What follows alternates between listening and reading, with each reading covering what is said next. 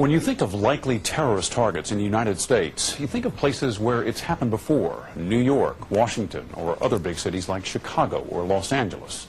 But a small town in Ohio? That's where, long before 9/11, authorities found a huge cache of explosives and weapons. The accidental discovery in a self-storage facility left federal agents scratching their heads. Whose weapons were they, and how exactly were they going to be used? It's a mystery that took years of tireless investigation to solve. Here's John Hockenberry.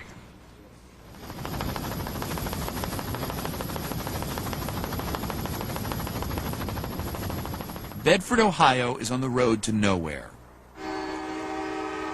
A little town where the freight train stops only once a day. Few would call this place a destination. Not so long ago, you would have gotten laughs if you had suggested this bedroom community had any connection to a global terrorist network.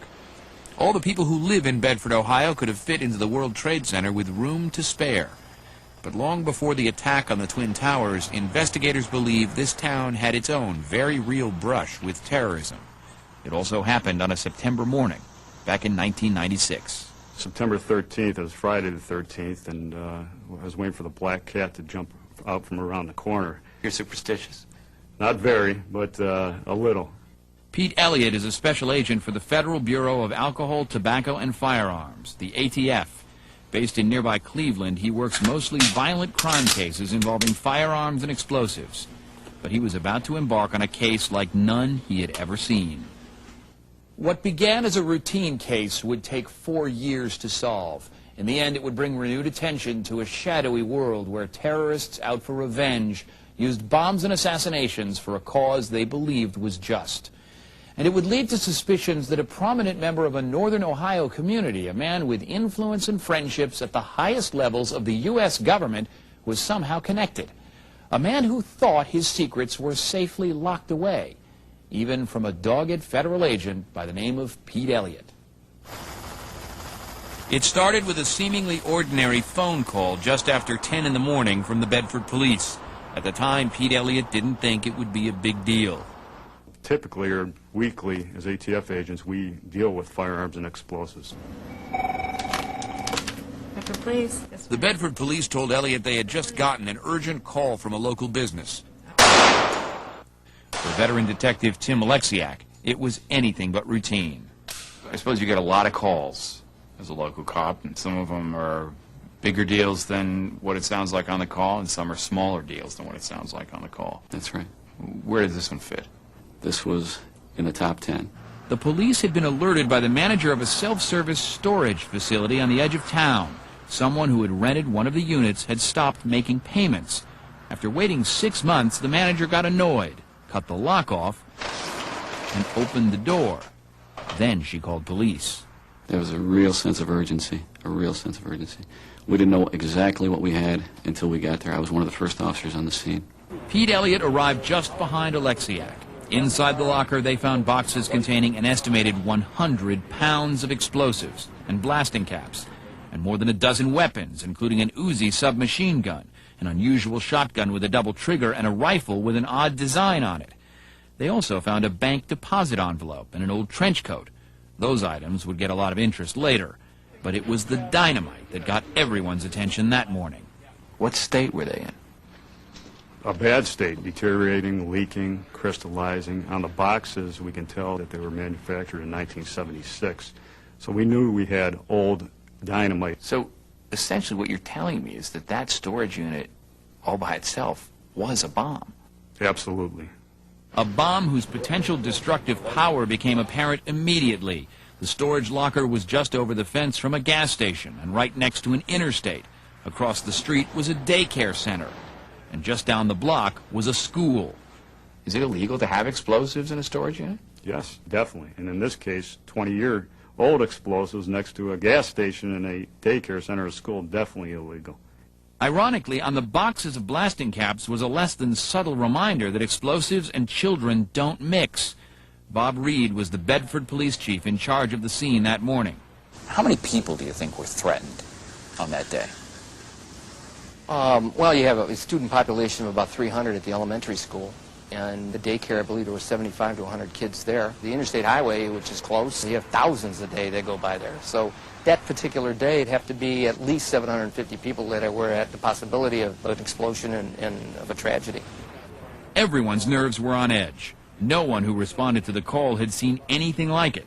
Tim Alexiak grew even more concerned after he talked to the bomb squad technician on the scene. I've never had that situation before where a bomb tech would actually say, I only want myself and one other bomb person here. I want everybody else out of here.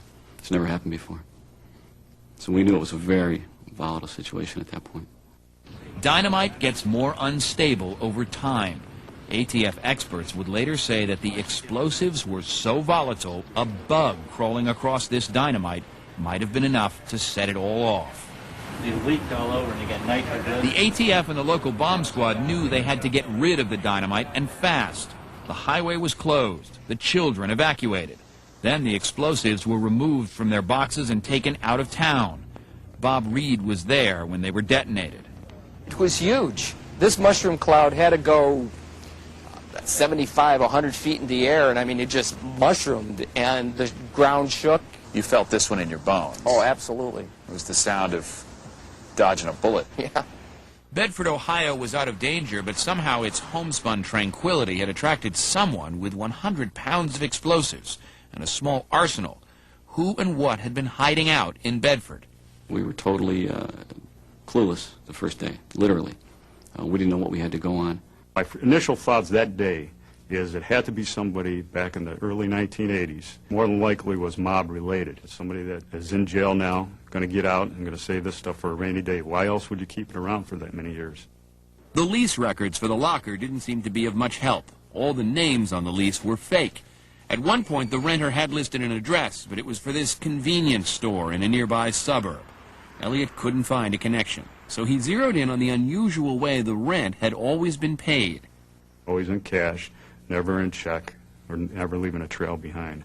So But there was an actual person with that money coming to that storage unit. Absolutely. Every month or periodically to make those payments. Right, right. Regular cash payments made in person meant there might be a witness. Elliot discovered that indeed a manager at the storage facility was able to give ATF agents a description of the woman who would come in monthly to pay the rent in cash.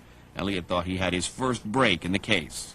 The manager said that this female would be in her 50s now, was small, about 5'2", petite, dark complected, dark hair, dark eyes. So we had a sketch, we had a composite of a female that was making the payments between 1983 and 1989. You looked at the sketch. Did you think that it had any value in terms of solving this crime? At the beginning, no. No. It looked like a 35, 40-year-old female. It was a pretty typical composite. About 1 in a billion. Exactly. So it wasn't surprising that when the ATF released the composite to the local media, no one called saying they recognized her. It looked like this lead was another dead end. But Pete Elliott would not give up. I've always been under the belief, and I learned a long time ago, that everything in life can be traced. And even when you think nobody's looking at you, somebody's watching you. And that you always leave behind clues, no matter what. Always. Always. Being a cop is in Pete Elliott's bones. His great-grandfather was a police chief. His father was a deputy sheriff and later a U.S. Marshal. Even after Pete himself joined the U.S. Marshal Service, he had his sights set on joining the ATF. It was my first choice, you know, and I take pride in being an ATF agent. I take pride in working violent crime. And I think we have one of the toughest jobs in the country in law enforcement. He is a dedicated and deeply religious man who relies on his faith when the going gets tough. You know, I believe everything happens for a reason and a purpose, and I believe there's a reason I was supposed to be there that day. And discovering that reason became Pete Elliott's mission as a detective. Faith, some good police work, and maybe some lucky breaks, Elliott believed, would crack the case. So when the police drawing failed to turn up any suspects, Elliott tried to run a trace on the 13 weapons which had been in the locker with the dynamite. The trouble was most were so old they were untraceable, all except for the Winchester-type rifle with that unique carving on the stock. And that traced back to a female that was no longer residing in the Cleveland area. The woman who bought the rifle was now living in rural West Virginia. So with his composite in hand, Elliot set off to find her, driving through the hills and valleys of Appalachia. He spent hours looking for the right house, daring to think he was about to arrest the woman who had rented the locker. And I'm thinking, wow, this is a quick case. It's over. We've got her. But the woman who answered the door not only didn't match the composite, she also didn't know anything about a storage locker or about the dynamite inside. So I'm figuring at that point you're going, well, this might have been a lot of wasted gas spent going to West Virginia. Right. So Until we sat down and talked with her. The woman did know something about the rifle with the unusual carving on the stock. She said her son had sold the gun to her old boss, a man whom she knew by the nickname Moose. Moose owned a convenience store near Cleveland, the one with the same address that had been listed on the storage locker rental agreement. all of a sudden, out here in the middle of West Virginia, there's the address again. Right. Now I'm betting the hairs on the back of your neck are starting to stand up. Absolutely. Really? Yeah. Knew I was onto something then. As soon as he got back to Cleveland, Elliot ran a check on the store's owner, whose last name was Topolian, and a search of Ohio driver's license records turned up a woman named Lucy Topolian, whose description sounded very familiar. 5'2", slender build, dark hair, dark eyes, age, in her 50s now. All that matched up to Lucy Topolian. To be sure he was on the right track, he compared the handwriting on the storage locker lease with the signature on Lucy Topolian's apartment lease. An expert said it was a match. The same person had signed both documents. So, within a month and 2 days after you opened the storage unit, you know who the woman is. Absolutely. Now how are you feeling in your gut? We knew. We knew we had her then. But why? Why would a female have 200 pounds of explosives, 13 firearms, a trench coat, all this stuff? Why? So we had to find out. By October of 1996, just a month after a deadly mystery nearly exploded in the town of Bedford, Ohio, Pete Elliott thought he'd solved it. He had developed important clues about one of the rifles that had been confiscated. And armed with a composite, he and Detective Tim Alexiak went to the suburban Cleveland apartment of Lucy Topolian, the woman they believed had rented the storage locker. It was a tense moment. We knock on the door, a female answers, and it was pretty astonishing that after all that time, she still looked very similar to that composite. And that was a huge break, and you want to jump out of your skin at that time, but you can't. Once again, just like when you went to the door in West Virginia, you were praying as an investigator that we were going to see a short, kind of salt and pepper haired, in her 50s, Mediterranean-looking lady, right? Right. Did we find her? We found her. More surprising than what she looked like is what she had to say. Lucy was once married to Murad Topolian, the owner of the convenience store, whose nickname she said was Moose. Her former husband had asked her to secretly rent the locker, but she insisted she never knew what was inside. She had used fake names to cover herself, but Pete Elliott was still skeptical. Lucy lied when she rented the locker. How could he be sure she wasn't lying now? I wanted to corroborate what Lucy Topolian was saying, and we had her place a phone call to her ex-husband, who is now residing in Miami. Hello? Is Murad there? Yeah, hold on, I got him for you. Okay, thank you. How did you convince her to do something like that? She was scared to death at that time, agreed to cooperate, especially when we told her that the storage unit, where it was, across from a daycare center. She couldn't believe it.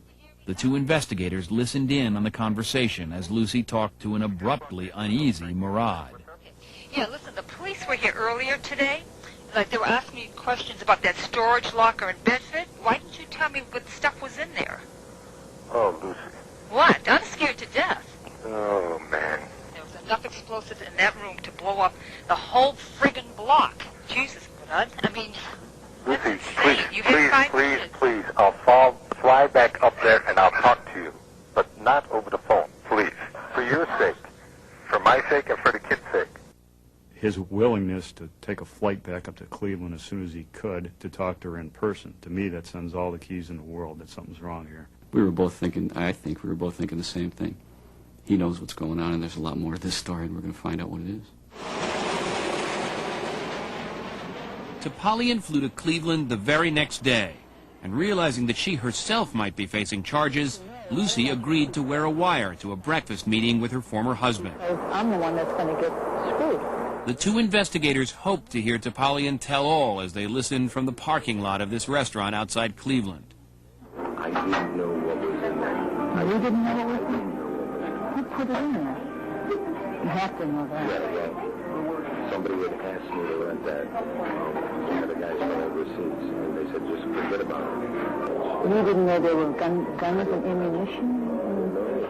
Everything he said was suspicious, but more than that, it was cautious. Pete Elliott could hear that Topalian was saying nothing incriminating. There was no federal case to be made yet. We didn't have any concrete evidence that he was the one responsible for the inside contents of that storage unit. So we had a big hurdle to go over. As the conversation inside the restaurant went on, the two investigators heard tantalizing hints that this Murad Topalian had a mysterious sideline and previous brushes with the feds. Remember those two FBI guys that came many years ago? I had FBI guys so many different times to come in and talk to me. Elliott was flabbergasted. Why would the FBI have been so interested in this convenience store owner? And as he talked, Topalian himself seemed to be acting like he was some kind of target. They're going to go after you. They're using you to get me. Why would they want to get you? Because I'm the head of the Armenian National Committee. The Armenian National Committee. The two listening investigators drew a blank. I had no idea where Armenia was, to be honest. I didn't know anything about Armenia at that point. You know where it is now. Oh, yeah. The investigators were now entering uncharted waters. The door to that storage locker full of explosives had suddenly opened onto a world of twisted global politics. The two investigators would soon get a crash course in geography and history to learn of a century-old hatred with roots half a world away. Armenia is a small country, once part of the Soviet Union, which sits between the Caspian and Black Seas. But the Armenian people have historically laid claim to a much larger area, including part of present-day Turkey. The dispute between the Armenians and the Turks erupted into one of the bloodiest ethnic conflicts of the 20th century. The Armenians accused the Turks of murdering up to 1.5 million Armenians between 1915 and 1923. It was an ethnic cleansing operation that many historians believe was the worst case of genocide before the Holocaust. The Turks dispute the number of people killed, and they reject accusations of genocide. The killings and the history remain largely unknown to a global audience. But it is the defining historical event for 1 million Americans of Armenian descent.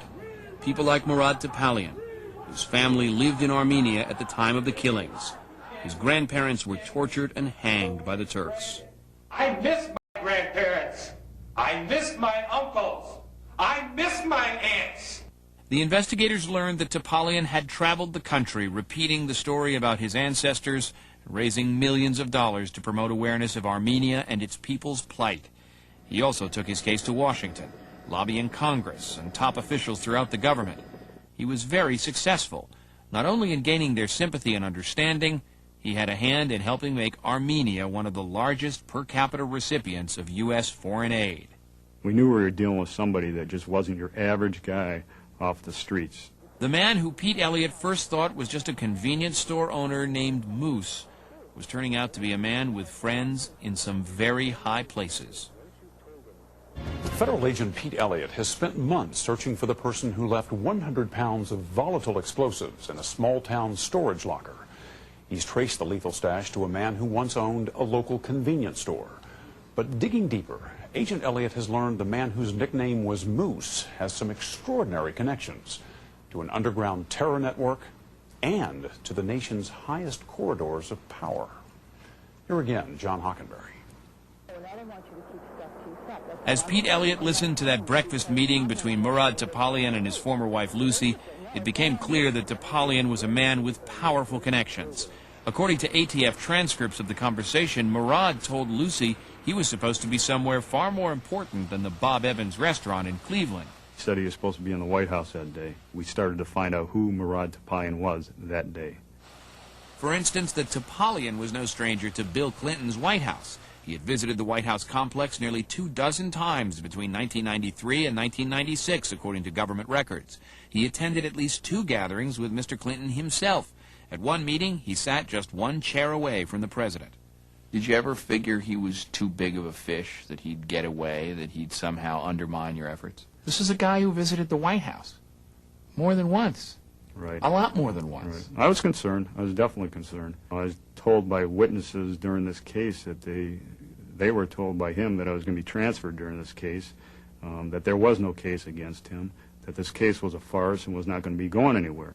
Topalian's resume looked squeaky clean, above reproach. He was a lecturer at the State Department, someone who had testified before Congress, an upstanding vice president of a community college. But Pete Elliott was convinced there was another side to Murad Topalian.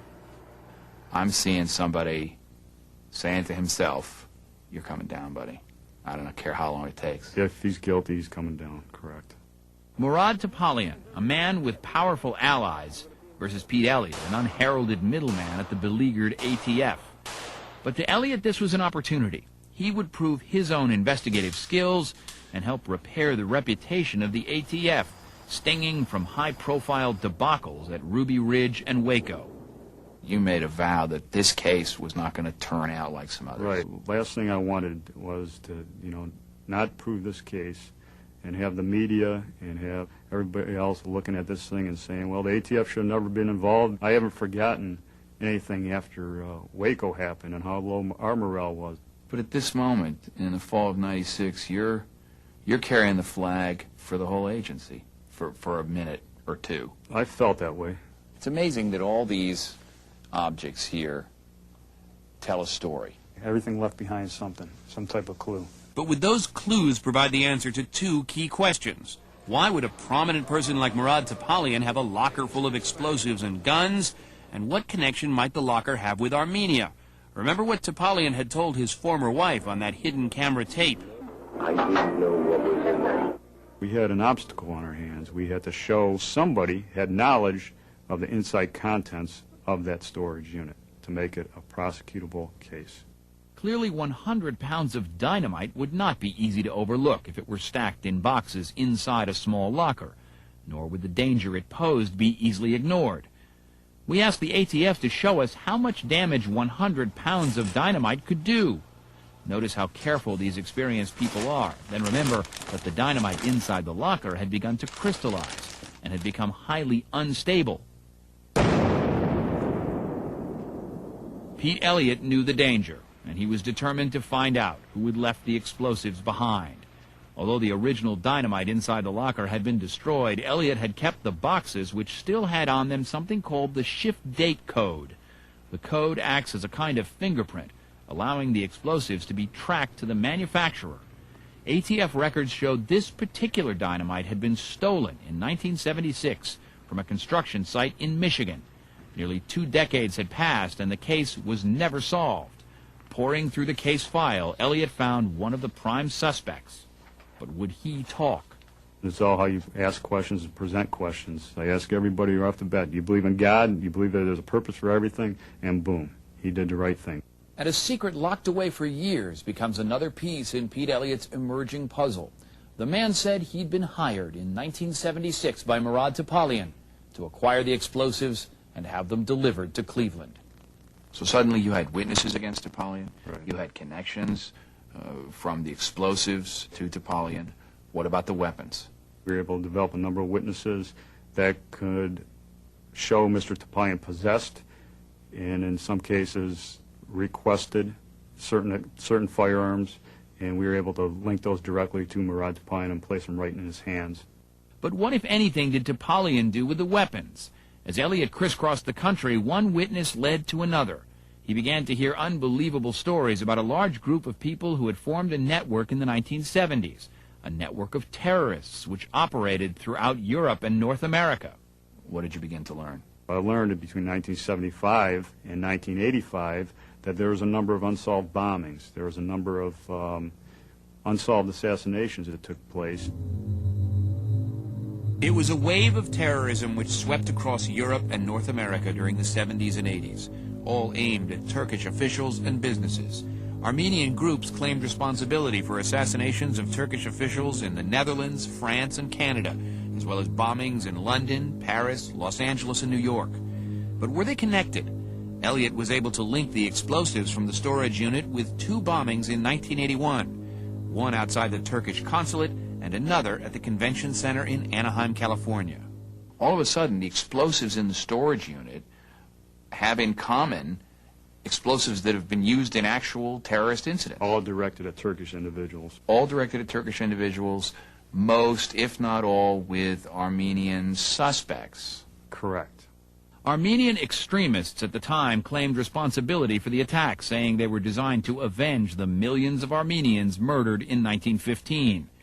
Elliott learned that some of the crimes in the U.S. were carried out by the youngest members of that network, many of them teenagers at the time, who were devoted to the Armenian cause.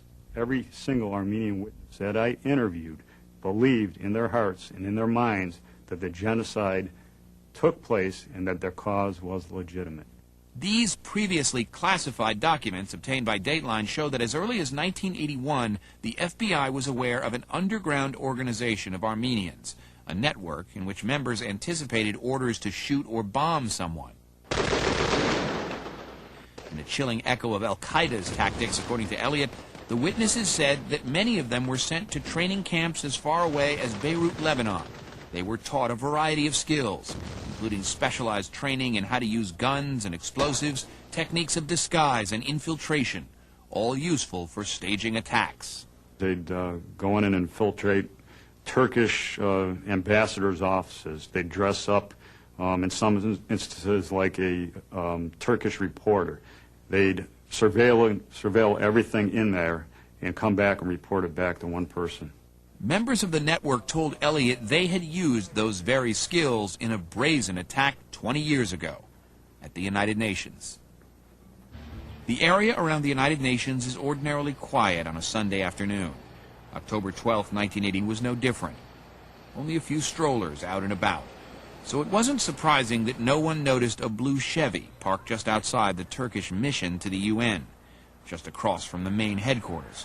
Inside the car, someone had packed 5 sticks of dynamite. Not much compared to the 100 pounds of explosives left inside the storage locker in Ohio. But as the ATF showed us, even a 5-stick car bomb creates an enormous blast. The bomb outside the Turkish mission went off at about 10 in the morning. 3 people were seriously hurt, and the building was severely damaged. I saw a sheet of flame come up from the car, pieces flying in all directions. Not long after the New York blast, a group calling itself the Justice Commandos for the Armenian Genocide claimed credit for the attack, as well as attacks that same day in London and Los Angeles. But the UN attack was by far the most serious. Mr. Topalian had sent a number of people to canvass the United Nations prior to that bombing. They reported back to one person, and that person was Mr. Topalian. Elliott says he was told that Topalian was directly involved in planning the operation, had hand-delivered the dynamite, and personally directed planting the car bomb. Now you're about as far as you can get from your original theory of the Cleveland Mafia. Right. And it's beginning to look like some sort of international terrorism network. Yes, definitely.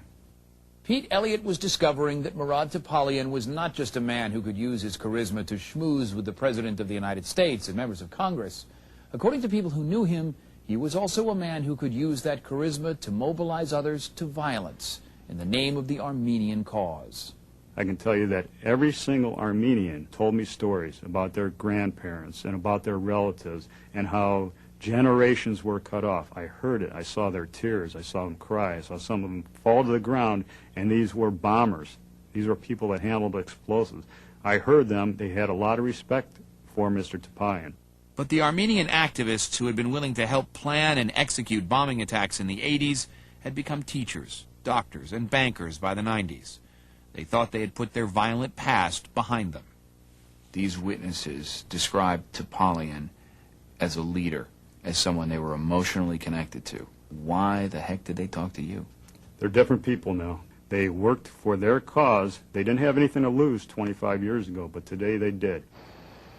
Elliott wasn't the first to think Topalian might have been involved in the New York bombing. In 1988, he was questioned about it by the FBI, but denied participating in the attack. The witnesses now talking to Pete Elliott were telling a different story. In almost every case, he says, the witnesses decided to come forward only after they were told that the abandoned explosives had been left in a place that posed so much danger to so many people. They couldn't believe Mr. Topalian was stupid enough to still have these explosives, but more stupid to keep them next to a daycare center, a gas station, and a school. You've been investigating this case. You've been talking to everybody. These are people with bombs. Were you worried about something happening to you? I guess that's always in the back of your mind, and I believe you become numb to potentially what could happen to you. There was never any direct threats towards me. But some militant members of the Armenian community were worried about what Topalian might say if he was ever taken into custody. Silencing a former leader suddenly looked like a good idea. Word was out that Mr. Topalian, if he would talk, could potentially put together a lot of Armenian crimes directed at the Turks from years and years ago. So you were concerned at this point that suddenly this guy with the bullseye around his head that you've been tracking could possibly be killed? Yes. The year-long pursuit between Pete Elliott, the hunter, and Murad Topalian, the hunted, had reached a crossroads. But if he was to warn Topalian, Elliott would have to knock on Topalian's front door and meet him face to face. What happened when you identified yourself as Agent Pete Elliott of the ATF? I think he looked completely in shock. I said, listen, I did receive information that your life could potentially be in danger. I'm going to give you the opportunity. You want to sit down and talk to me? We can try to work this whole thing out. And he never took me up on that offer. Instead, Elliott says Topalian dared Elliott to make his case or drop the investigation altogether. Elliott knew he needed airtight evidence.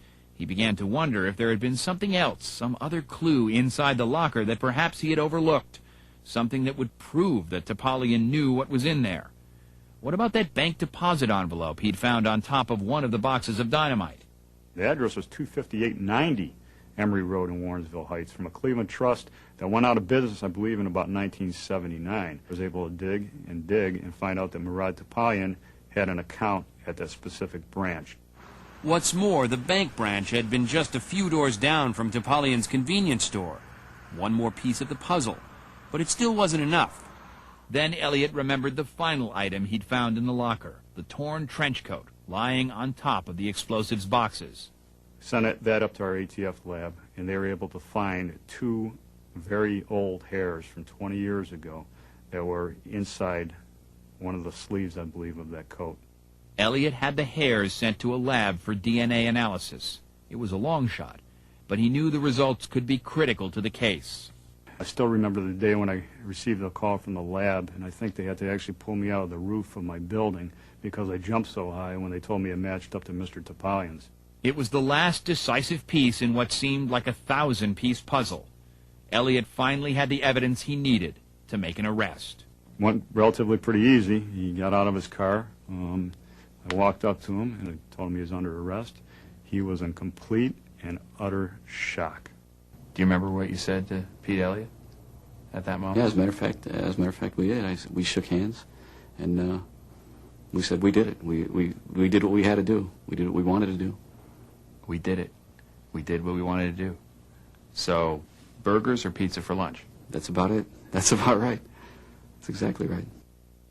After a relentless 4-year investigation, federal agent Pete Elliott has finally made an arrest in the mystery of the abandoned storage locker packed with deadly explosives, machine guns, and other weapons. But after so many years, would the suspect, Murad Topalian, face justice? Here again, John Hockenberry. The wave of Armenian terrorism against Turkish interests in the United States ended in the mid-'80s. Pete Elliott's investigation had stirred up memories that no doubt many hoped had finally faded away. As for Murad Topalian, he was charged with numerous crimes, including conspiracy to steal, transport, and use explosives. The government said he had planned acts of violence against Turkish government facilities and businesses and people of Turkish descent. But he was never convicted of conspiracy or any acts of violence, including the bombing at the United Nations. Topalian pled guilty to storing stolen explosives and possession of machine guns. In January 2001, he was given the maximum sentence of 37 months in prison. In a letter to the judge, Topalian said the locker was supposed to be used to store records of people contributing to the Armenian cause, and he insisted the locker had not been opened for 15 years. Topalian always claimed that Pete Elliott's investigation was designed to discredit the Armenian cause. We don't know now if Topalian still thinks what he did to further that cause was just. He declined repeated requests for an interview. Nor do we know if he expected his powerful political connections to somehow shield him from prosecution, or if he figured there was just no way to trace him to that abandoned storage room back in Bedford. One thing is certain. Murad Topalian didn't figure on ATF agent Pete Elliott. I looked and I didn't quit. I just kept digging, I kept digging, and I kept digging. But maybe that's one of the lessons here. That powerful people, like Topalian, sometimes get a pass, but they don't get a pass from an agent who's willing to go all the way for the truth. It may be a day, it may be a month, it may be a year, but it could be 25 years later that people, the government, could come back in your life and make you accountable for your actions that happened 25 years ago. 2 years ago, President Bush named Pete Elliott U.S. Marshal for Cleveland, Ohio. Murad Topalian was released from federal prison in 2003 and is still under law enforcement supervision until September of next year. That's all for this edition of Dateline Sunday. We'll see you again for Dateline Friday at 8.